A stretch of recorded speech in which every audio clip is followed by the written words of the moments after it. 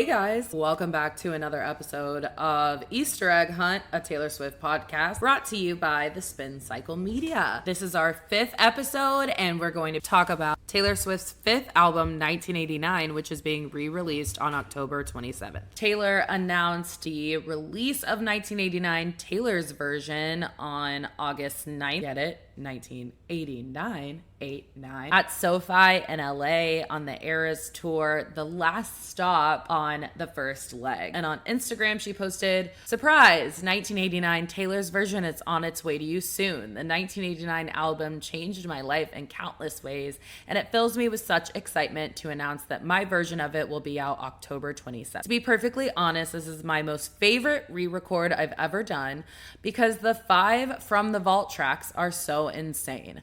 I can't believe they were ever left behind, but not for long. Pre-order 1989 Taylor's version on my site." First of all, I think it's really huge that this is her favorite re-record. Personally, all of the From the Vault tracks have been my favorites. I mean, I really discovered a lot of new, top favorite songs on the Vault tracks, which include You All Over Me, I think is incredible, and I love her pairs of songs, and obviously that's a prequel to Clean. I love I Bet You Think About Me. Message in a Bottle is maybe one of my favorite Taylor Swift songs ever. It's actually my husband's favorite Taylor Swift song. He loves to turn up the bass on that track. But yeah, so because of how awesome all of the previous From the Vault songs have been, I'm really excited to see what we get on this album, if it's her favorite. 1989 was one of Taylor's most successful albums. It had 3 #1 Billboard hits, totaling 11 weeks at #1 at different times. She had 5 top 10s on that album, and it actually earned her second Album of the Year Grammy after Fearless being the first. And she also won the Grammy for Best Pop Vocal Album. She won the American Music Award for Favorite Pop Album, the iHeartRadio Music Award for Album of the Year. Overall, it was a really, really successful album for her. It was her first true venture into pop as well, so it could have kind of gone either way. It was sort of a risk in her career, but ended up, I think, really leading her to find her sound. There are several muses on this album, including Harry Styles, which was the main love interest at this time. This was kind of the longest Taylor went being single. And she talks about her dating life really candidly on this album with Blank Space, kind of making fun of the way she's previously been portrayed in media and in news as being some kind of serial dater, crazy bitch, whatever, etc., etc. So Blank Space is her kind of owning, but taking back that narrative in a certain sense. But Harry Styles is the main love interest. It's kind of a coming of age story.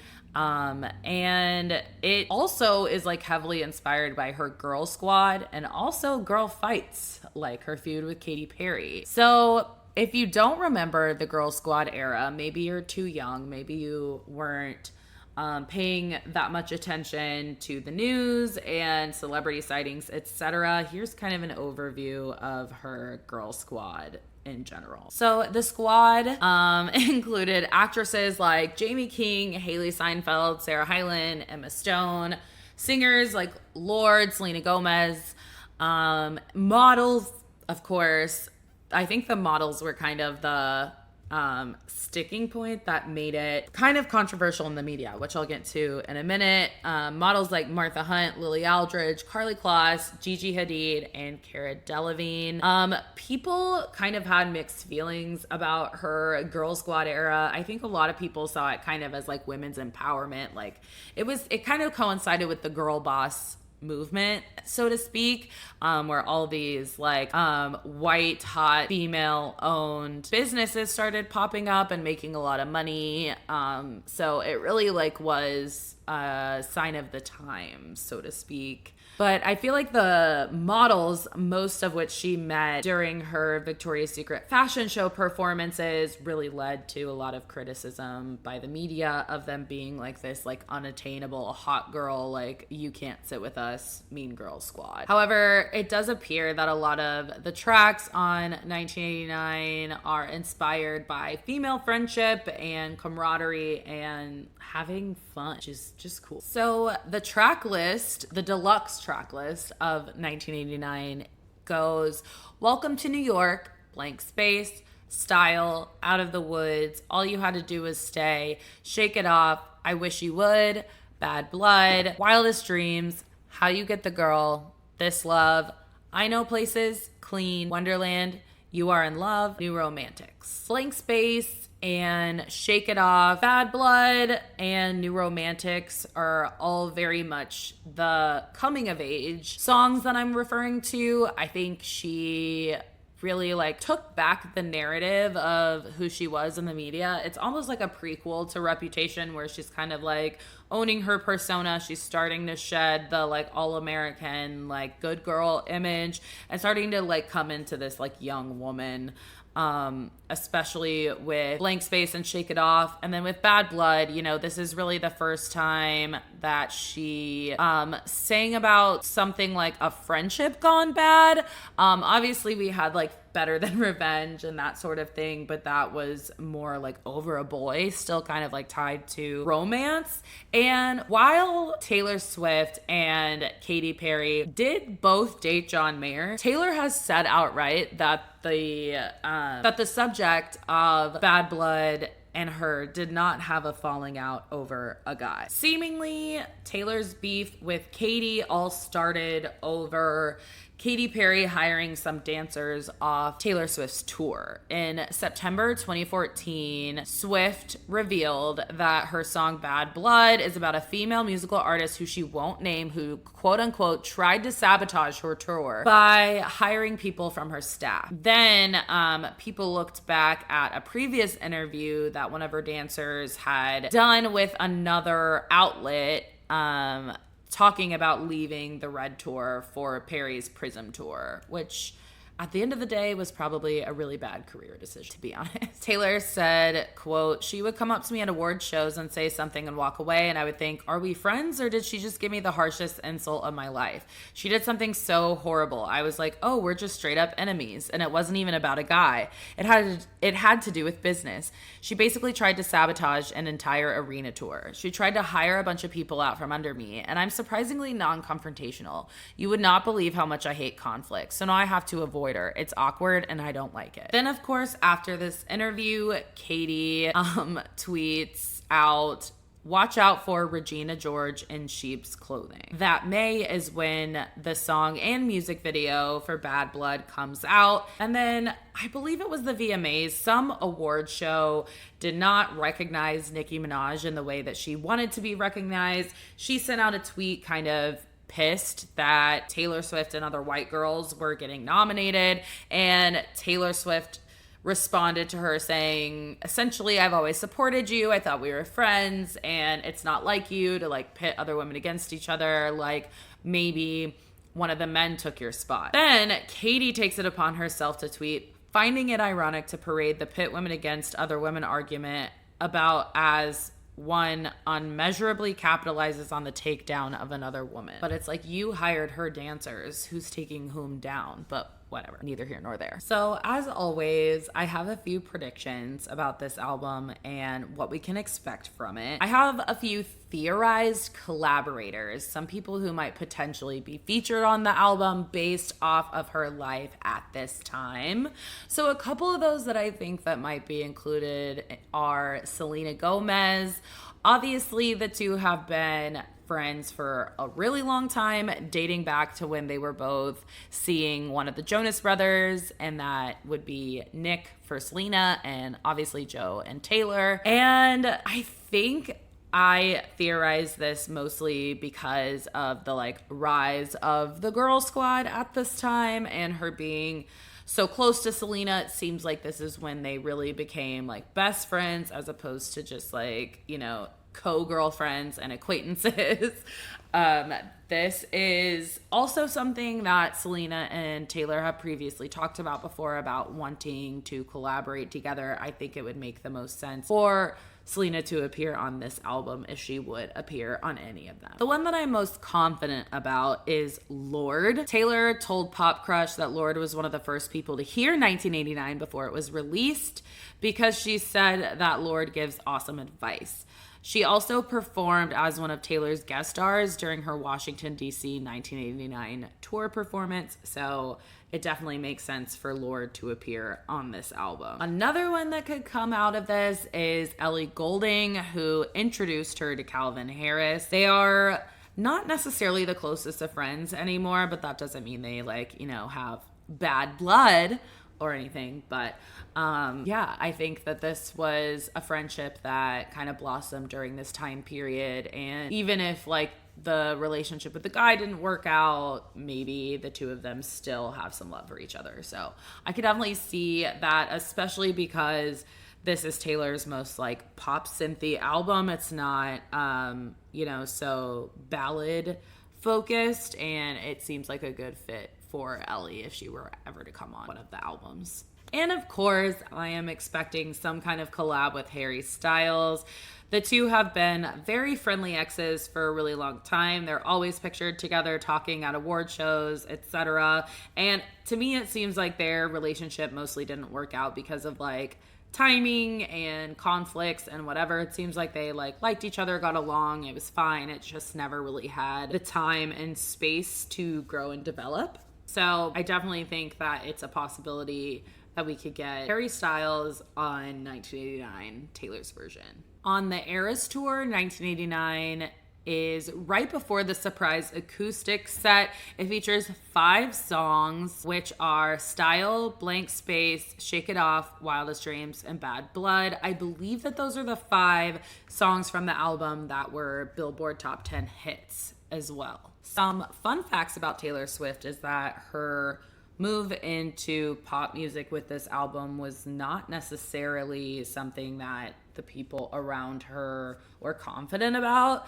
She told Billboard in 2014, when she did a cover story with them, that while she never doubted that the album would sell 1 million copies in its first week, the people around her were not really in agreement. She said, quote, "Everyone in and out of the music business kept telling me that my opinion and my viewpoint was naive and overly optimistic, even my own label. But when we got those first day numbers in, all of a sudden, I didn't look so naive anymore." 1989 sold 1.29 million copies in the first week, the biggest 7-day sales of any release since 2002 at the time. And this was just ahead of her 25th birthday, and she became the first artist to hit that 1 million in a week milestone 3 times, breaking a record not just for women or young people, but all musicians across the board. She also said of her collaborators, Max Martin and Carl Johann Shellback Schuster, crazy name. She said that they were the last people she collaborated with on Red in 2012, and they all wish that they could have done more and explored more in pop. So going into this 5th album, she knew she wanted to start with them again, and then she worked in Ryan Tedder, and then she was hanging out with Jack Antonoff, and they started talking about 80s music, and so it all kind of happened organically. She said, "When I knew the album had hit its stride, I went to Scott Borchetta and said, I have to be honest with you, I did not make a country album. I did not make any semblance of a country album." And he went into a panic and all the stages of grief and said, "Can you give me 3 country songs? Can we put a fiddle on Shake It Off?" And she very firmly said no, because, quote, "It felt disingenuous to try to exploit 2 genres when your album falls in only one. I never wanted to pull the wool over people's eyes because people are so much smarter than a lot of marketing professionals give them credit for." Billboard also asked if she wanted Shake It Off to be the first single for the sound or for the message, which is a really smart question. And she said, "Both. This album is not about boys. It's not about something trivial." She says, "It's not about revenge or breakups. It's about what my life looks like now. And that song is essentially written about an important lesson I learned that really changed how I live my life and how I look at my life. I really wanted it to be a song that made people want to get up and dance at a wedding reception from the first drum beat, but I also wanted it to be a song that could help someone get something really terrible. She reiterates this with NPR, saying that in the past she's written mostly about heartbreak or pain that was caused by someone else and felt by her. She says, quote, "On this album, I'm writing about more complex relationships where the blame is kind of split 50-50. I'm writing about looking back on a relationship and feeling a sense of pride, even though it didn't work out, reminiscing on something that ended, but you still feel good about it, falling in love with the city, falling in love with a feeling rather than a person." And I think that there's actually sort of a realism to my new approach to relationships, which is a little more fatalistic than anything I used to think. She also touches on the lyrics in Out of the Woods, the lyric about hitting the brakes too soon, 20 stitches in a hospital room. She says the line is in there because it's not only the actual literal narration of what happened in a particular relationship I was in, but it's also a metaphor. Hit the brakes too soon could mean the literal sense of we got in an accident and we had to deal with the aftermath, but also the relationship ended sooner than it should have because there was a lot of fear involved.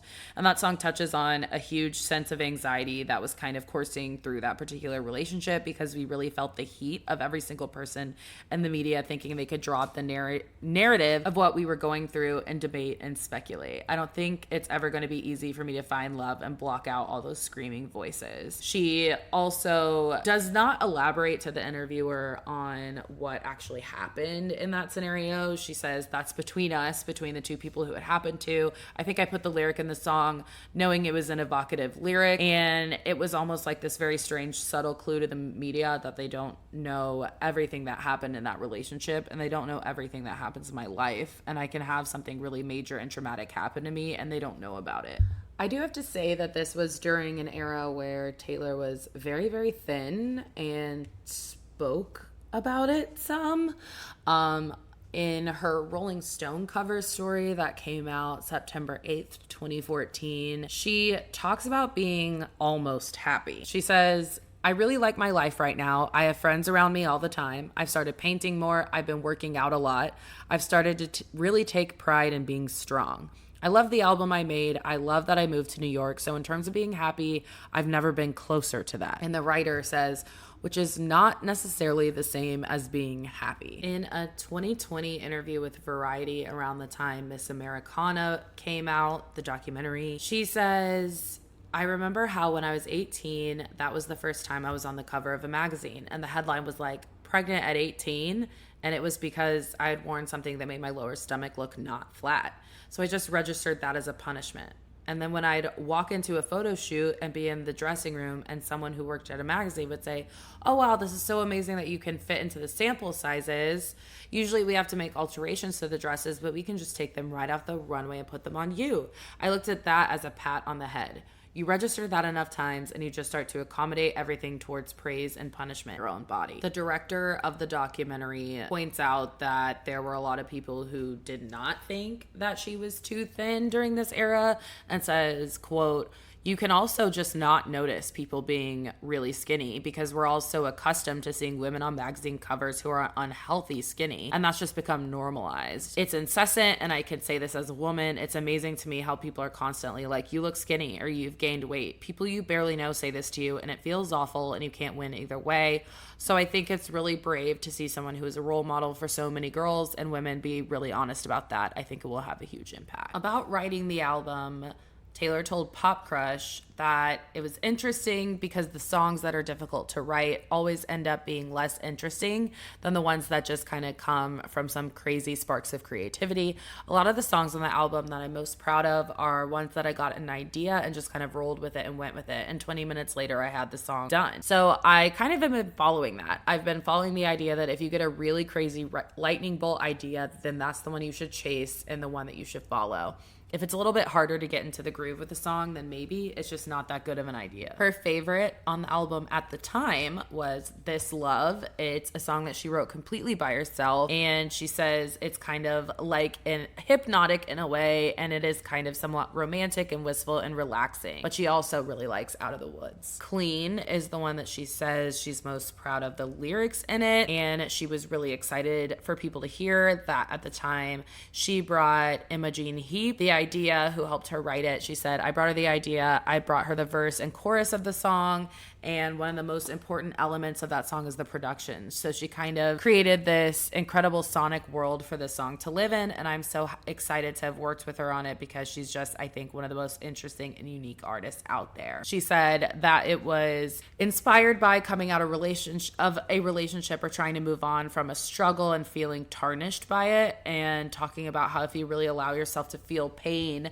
it's easier to get past it. For most people that I've known who've fought through struggle, a lot of them have really just faced the pain head on, have come out okay a lot faster than the ones who have just pretended or been in denial of it. All right, guys, that's all I've got for today. I am so excited about this album, and I cannot wait to hear the vault tracks. I'll definitely be back with a deep dive once we get that track list. As always, I'll be making my predictions, etc., etc. Make sure you're following us on Instagram at The Spin Cycle Media. I post about Taylor and just about every other celebrity almost every day. Definitely also tune into the Spin Cycle podcast, which is now back weekly wherever you listen to this podcast, and it is a weekly deep dive on pop culture's biggest headlines, giving you some behind the scenes, some predictions, some PR insights on headlines and what they mean. Tune in to that every first Tuesday. The first episode of season 3 is out now. Love you so much. Bye.